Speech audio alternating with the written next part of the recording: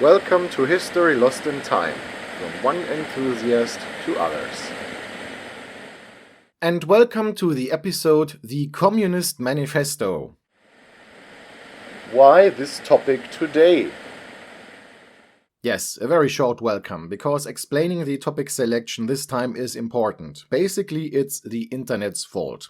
Do you have any idea how often I had to endure listening to nonsense about socialism and communism online in the past 25 years? It's amazing what is considered socialist and communist these days. Maybe it's worse in the US than in Germany. I mean, there's tons of people in the US that think that a national healthcare system for everyone is communist and that North European states like Sweden are socialist. Okay, fine, if you want it this way, then we'll take a look at what socialism and communism are really about. I did plan on analyzing political and historical books in future episodes, but I hadn't really thought about socialist and communist books. Why not? Because I find them unpleasant to read, as they often use unnecessarily complicated language. Now, there will be lots of examples for the German version of this episode. As I do my translations myself, the English version of this episode will have simplified language in the quotes, so just trust me on this. Or read the original yourself. I dare you. Political background and commentary. If you want to dive into socialism and communism, you need to start at the beginning, meaning Barack Obama and his healthcare plan. Just kidding. Obviously, it's the Red-Green Alliance and their ecological social tax reform in Germany in the late 1990s. Okay, kidding aside for real now, Karl Marx and Friedrich Engels. I will begin with their book, The Communist Manifesto.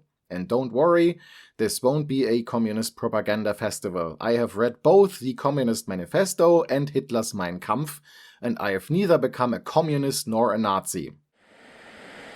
The sources. I will talk a little bit about both Karl Marx and Friedrich Engels in the beginning. I'll get the basic data from Wikipedia, but then we'll dive into the Communist Manifesto itself.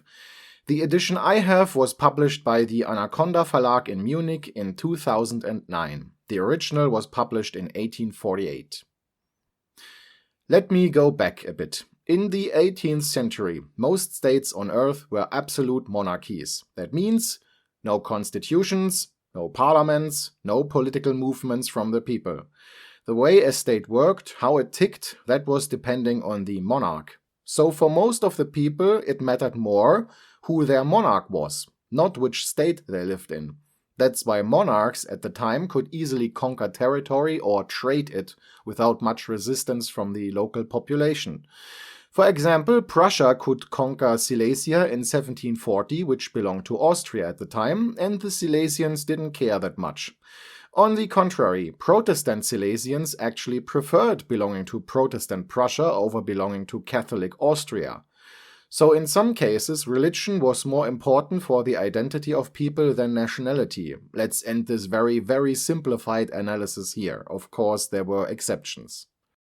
You start finding real political movements based within the people with the French Revolution of 1789 in the first parliaments.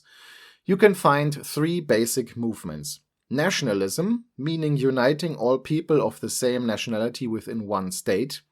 Liberalism, which demands introducing democracy and basic human rights.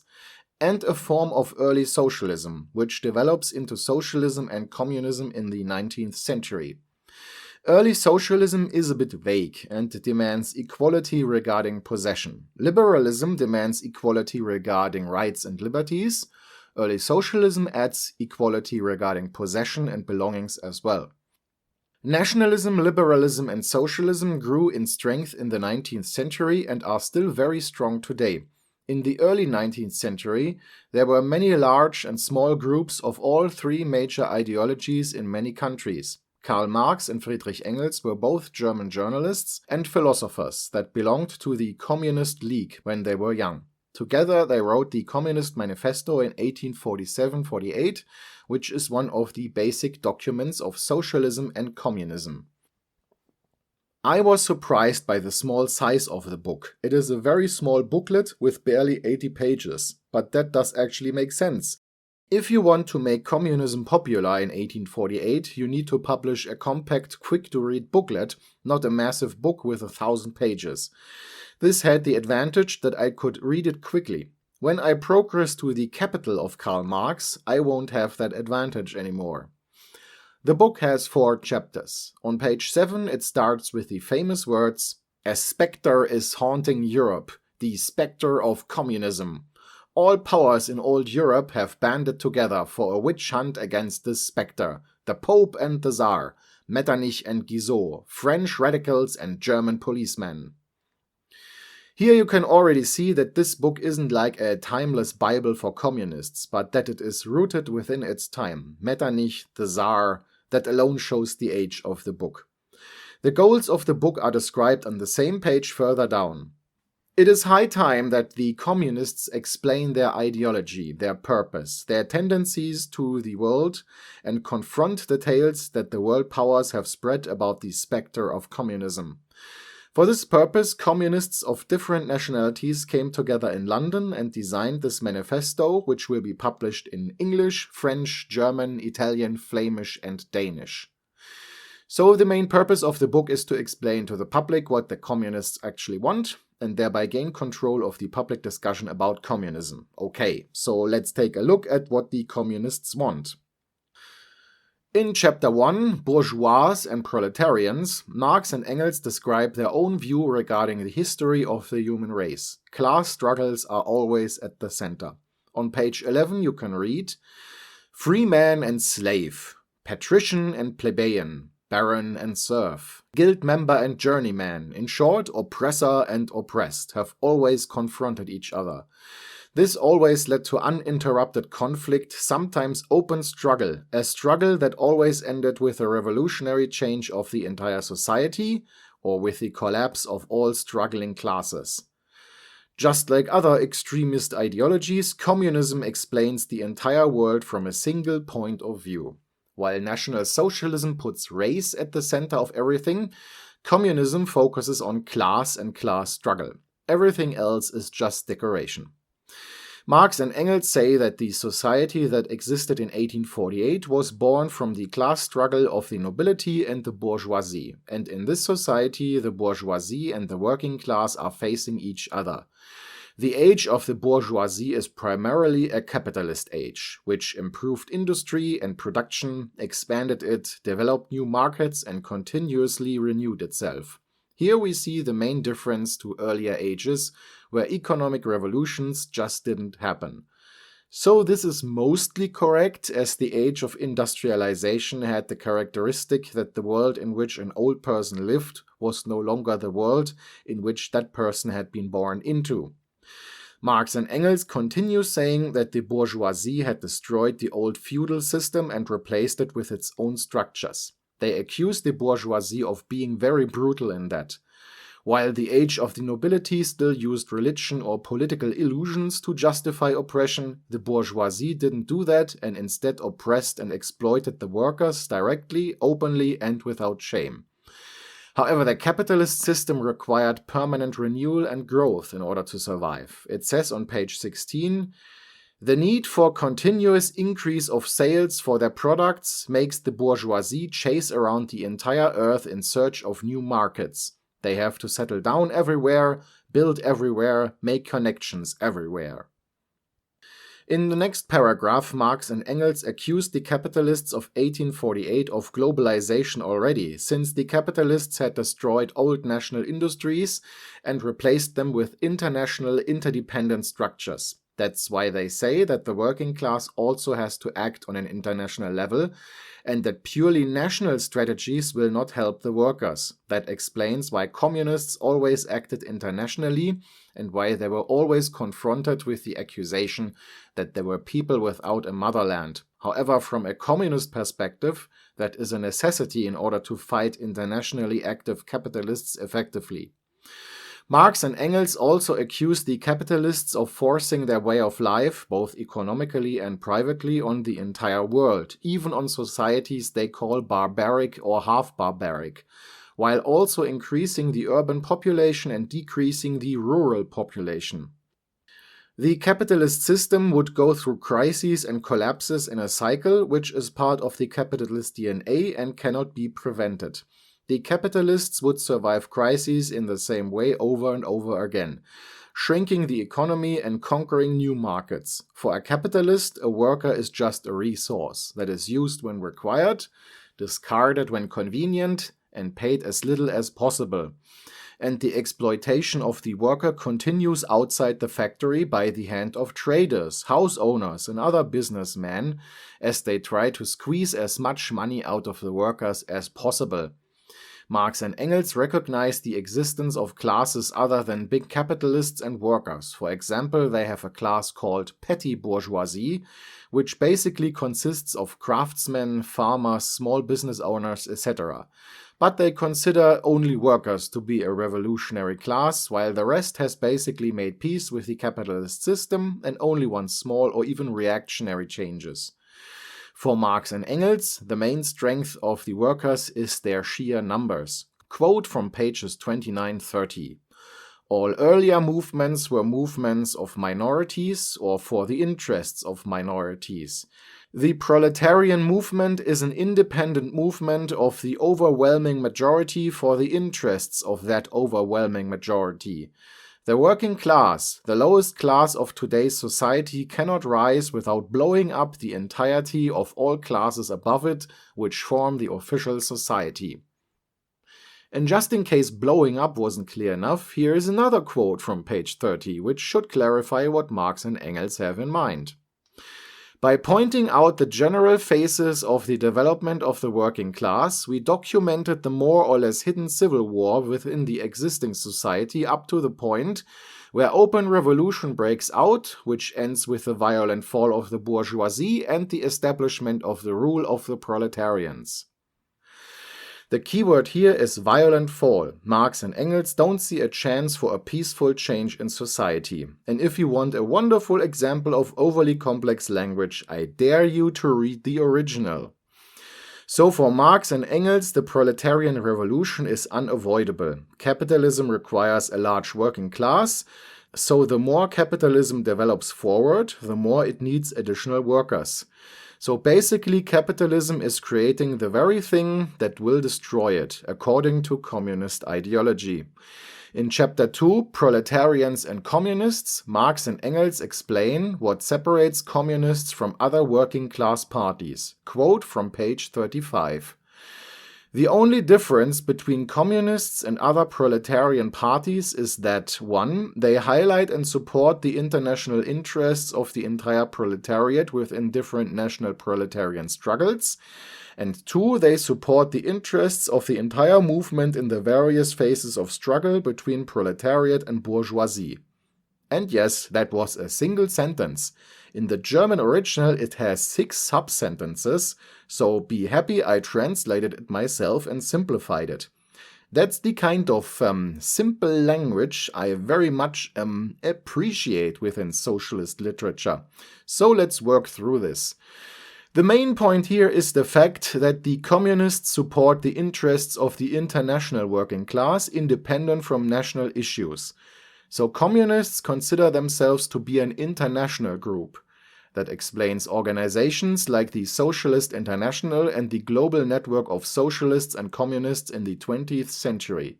That fact is already part of socialist DNA in the Communist Manifesto. On page 36, the primary goal of the communists is mentioned: forming the proletarians into a class, fall of the rule of the bourgeoisie, conquest of political power by the proletarians. Okay, so far no surprise there. But how should things continue beyond that? Next quote, same page. What characterizes communism is not the abolition of property in general, but the abolition of bourgeois property. On page 37, Marx and Engels defend this goal against expected opposition. People have said that communists want to abolish personal property, the property that is the basis of liberties, activities, and independence. But does wage labor, the work of a proletarian, create property? Not at all. It continues on page 38. The wage of a worker is barely enough to ensure survival. So the argument of the communists is this: they want to abolish bourgeois property because what the workers have is nothing more than the existential minimum and not worth anything. The true property is owned by the capitalists and therefore should be nationalized and used by everyone. Marx and Engels later claim that 90% of the population have no property anyway and therefore don't need to worry, as they basically have nothing that could be taken away from them. They then face the argument that this kind of lack of ownership would lead to laziness and lethargy. In very complicated words, and at least to me not very convincing ones, they just claim that this wouldn't be the case. However, we have the blessing of late birth and thereby know that communist planned economies were very inefficient and either collapsed or were reformed, like for instance in China. Marx and Engels then also confront the accusation that communists want to destroy families. Their reply is that workers don't have families because of their deplorable existence, while the bourgeoisie is preaching morality but living immorally. Obviously, they don't back this up with any proof. Then they confront the accusation that they want to take away the motherland from the workers, with the counterclaim that workers don't have a motherland, and that nation is a bourgeois concept that would vanish once communism was established. Then they name a rather concrete 10-point plan. Let me sum it up in simple words. 1. Nationalization of all real estate property and introduction of a real estate tax. 2. Introduction of a strong progressive tax. 3. Abolishment of inheritance. 4. Confiscation of property of rebels and emigrants. Emigrants, not immigrants, so people that have left the country. 5. Centralization of all banking within one monopoly state-owned bank. 6. Centralization of all transportation. 7. Expansion of industry. 8. Forced labor for everyone. 9. Merging of industry and farming. 10. Public free of charge upbringing of all children and abolishment of child labor. So they want to abolish the right to own real estate, the concept of inheritance, and all free economic activities. Banking, transportation, free industry, free farming, all abolished. And the destruction of families is actually there in point 10. They talk about public upbringing of children, not education. And there is forced labor for everyone, however, at least not for children. In the next chapter, Socialist and Communist Literature, Marx and Engels talk about competing socialist movements of the time. It seems to be a constant within left-wing movements of all times that they divide themselves over issues and concepts that appear bizarre and barely comprehensible to outsiders. They talk about feudal socialism, petty bourgeois socialism, German socialism, conservative socialism, and utopian socialism. Feudal socialism seems to be a movement of the nobility that was crushed by the bourgeoisie in earlier revolutions and now tries to appeal to workers with thoughts about the good old pre-industrial times. Petty bourgeois socialism seems to be basically social democrats that want to change society with small evolutionary steps. Marx and Engels disapprove of German socialism completely and just call it dirt. Conservative socialism sounds a bit like the Green movements, because on page 63 Marx and Engels call them an alliance of economists, philanthropists, humanitarians, improvers of the situation of the working classes, charity organizers, abolishers of animal cruelty, founders of temperance societies, and reformers of the most colorful and mottled kind. Finally, it looks like they consider utopian socialism to be early socialism. Here they criticize that the socialists of that age wanted to achieve their goals by peaceful means. Quote from page 67. This chapter can only be understood properly if one knows these socialist movements well, but introducing them is beyond the scope of this episode. However, the gist of it is, Marx and Engels consider themselves to be the only true socialists and everything else is crap. On the final pages, Marx and Engels explain that they are keeping their eye mainly on Germany as they expect that it is quickly approaching revolution. That was actually correct, as there was a revolution in Germany in 1848, However, we know that feudal structures remained alive in Germany until 1918. Following that, they say that communists support revolutionary movements anywhere in the world. The last paragraph reads like this: "The communists disdain to conceal their views and intentions. They openly declare that their aims can only be achieved by the violent overthrow of all previous social orders. Let the ruling classes tremble before a communist revolution. The proletarians have nothing to lose in it but their chains. They have a world to gain. Proletarians of all countries, unite." Finishing words. So this is the Communist Manifesto. And are we all communists now? Probably only if we were communists already. Therefore, I suggest being brave and reading this stuff yourself, even if you don't agree with it. And for a very specific part of my listeners, I wish to highlight that healthcare wasn't mentioned once, just FYI. What is mentioned instead? First of all, an explanation of the entire world from one point of view, the point of view of class and class struggle. From this point of view, workers are good and everything else is either evil or, like other socialist movements, at least misguided or even harmful. The capitalist system is explained in very brief form, and both capitalists and workers are then categorized in very simple ways. In such a black and white, good and evil worldview, you obviously cannot cooperate with evil, so you have to work towards its violent fall. This is mentioned several times. So communism is about confrontation, not understanding and reconciliation. Additionally, communism is international, not national, and wants to abolish basic concepts of society, like ownership and nation. However, it isn't explained how this is supposed to happen, and the book remains rather vague there. Did they know themselves? Did they try to avoid explaining the idea of an all-powerful state and an all-controlling party? Or did they really believe this would all solve itself somehow? This remains unclear. It's only clear that they thought very little of competing socialist movements and that their main focus was industrialized Germany, not agrarian Russia. And that's basically all you can get out of this manifesto. You can already see some characteristics and weaknesses of real socialism of the 20th century, and looking back it is quite easy to spot these weaknesses. However, one thing should be clear. Marx and Engels really wanted to improve the world. They didn't plan to create autocracies that oppress people with gulag systems and secret police forces. They wanted to improve the living conditions of workers, and to be honest, the living conditions of industry workers of the 19th century were really horrible. However, the main errors of Marx and Engels were basing their philosophy on struggle and confrontation, not on reconciliation, and having an idealized and ultimately wrong image of humanity in mind. This kind of philosophy doesn't attract peaceful aesthetes, but the complete opposite. So we shouldn't blame them with the mistakes of real socialism, that's unfair. We should blame them with the basic errors of their concept. When it comes to real socialism, don't worry, there's enough literature there that I can talk about. Lenin, Mao, they wrote enough. I can and will discuss that as well, and there we can see how they justify themselves and how their words and actions match or differ.